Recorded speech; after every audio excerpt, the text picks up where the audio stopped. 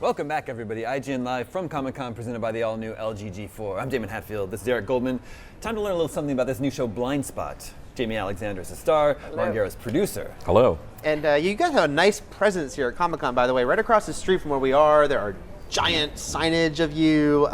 Is that kind of amazing when you're working on this show and then you come to something like this and you see like the full blast of it? Yes, it's very intense, especially because I'm naked and all the right. signage and posters. But yeah, it's amazing. Oh yeah. Tell us about the show. It has a very cool premise. Yes, it does. Sure, yeah, it's about a woman is found in Times Square in a bag covered in tattoos without any memory. And one of the that old story. That right yeah, there. it's a chestnut. Do you know what I mean? It's like they do 4 of those a year. I know. Right. And then on her back is a tattoo that says Kurt Weller, FBI. So it's a story about trying to find out who this woman is and also what her connection is with this FBI agent who has never seen her in his life. And I imagine for you, Jaimie, this obviously has to be a fascinating character to play because on one hand, she is a blank slate, and yet obviously we know that there's a lot of mystery right off the get-go. How much were you told about her story going into this? You know, I wasn't told a whole lot, which was fine. Surprisingly, I didn't let it intimidate me too much. It's just like this great collaborative effort, I think, on everyone's part, of just going, okay, let me add a little bit of my flair with what's on the page, and then Mark Pellington, our director, really set the tone so nicely. With what he did with the pilot, and it's wonderful. It's like a blank canvas. Yeah. And for an actor, it can be scary, but it also can be so satisfying. A blank canvas covered in tattoos. Covered in tattoos. Not technically blank. Right. It's both. That's what makes it It's both. fascinating.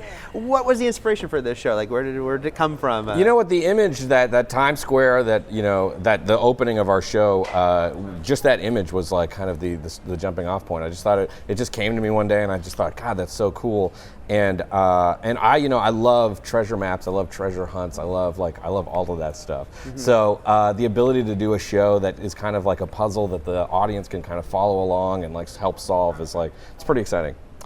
As if you've just seen the trailer for the show, you see that it is revealed that your character has some skills, Well, physical skills. You obviously have already gotten to do some action in the past, but are they going to be throwing some big stuff at you at this show? Yes. Oh, yeah. Confirmed. Yes. I think it would be.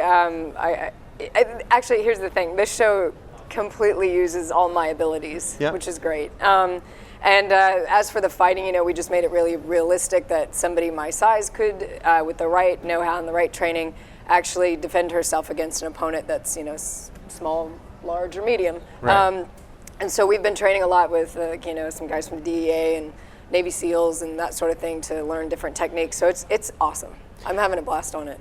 Martin, I know that some people kind of don't, kind of get how hard it is just to make a pilot, and so they think, you do have like 5 years mapped out, but you're just trying to get the pilot made. But in a show like this, where there is this sort of background thing, how much do you have mapped out of just the general background of what got her to this place? I have a lot. I mean, I know everything about her, certainly. Yeah. I think the benefit of the climate in television today is that when you even just pitch these shows, like back in August, when you just have an idea, they want to know, like, they've been burned too many times with like awesome pilots that then just like burn out in episode 3. Right. So they want to know what that first season's going to be. They want to know what the second season is possible. They want to know that it's got legs to go forever. So even in the pitching, when we went back in August, I had like a really concrete plan. Now it's changed, obviously, so it's malleable enough that oh wow, we have Jaimie, she can do this, let's try it, move it this way. But I know what all the tent poles are certainly in this first season, and we know what the second season is about.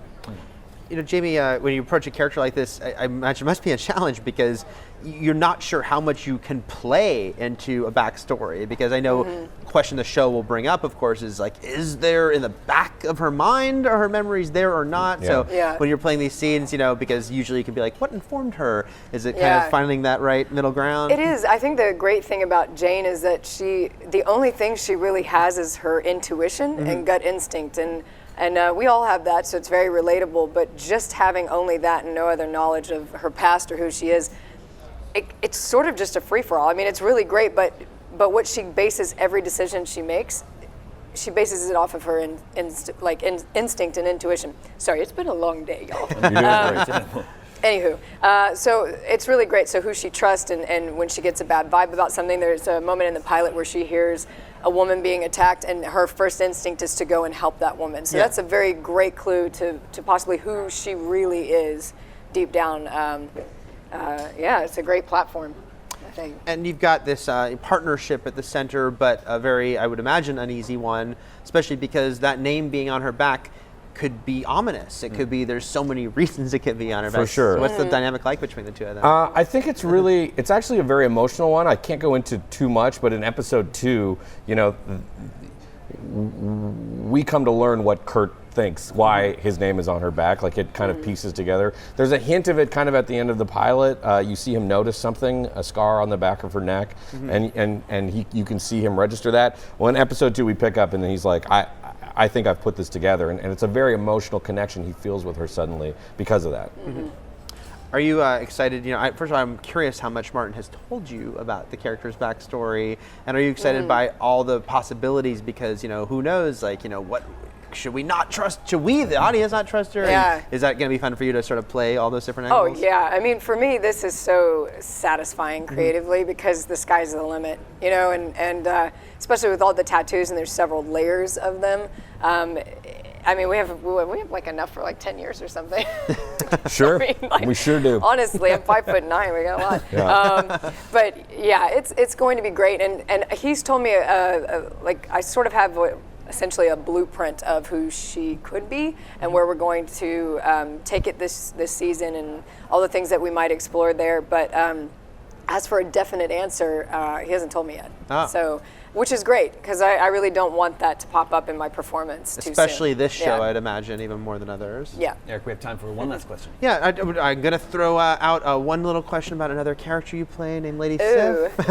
We had Zachary Levi here the other day, and he was saying, he doesn't know much more than us, that we know the title of the next Thor movie is filming next year. Have you heard anything? Yes, that's all that they'll tell us, especially me because I have a big mouth.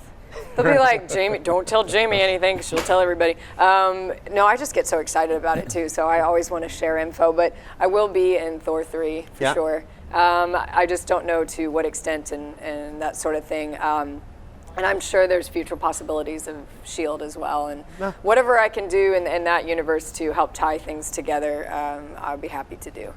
We look forward to it. And to Blindspot, guys. Thank you very much. When and where can we watch Blindspot? It'll be on Mondays on NBC after The Voice, 10 p.m. It starts September 21st. Cool. Excellent. Thank you so much, guys. Thanks so much. You got it. Okay. Stay tuned, more to come from IGN Live here at Comic-Con after this.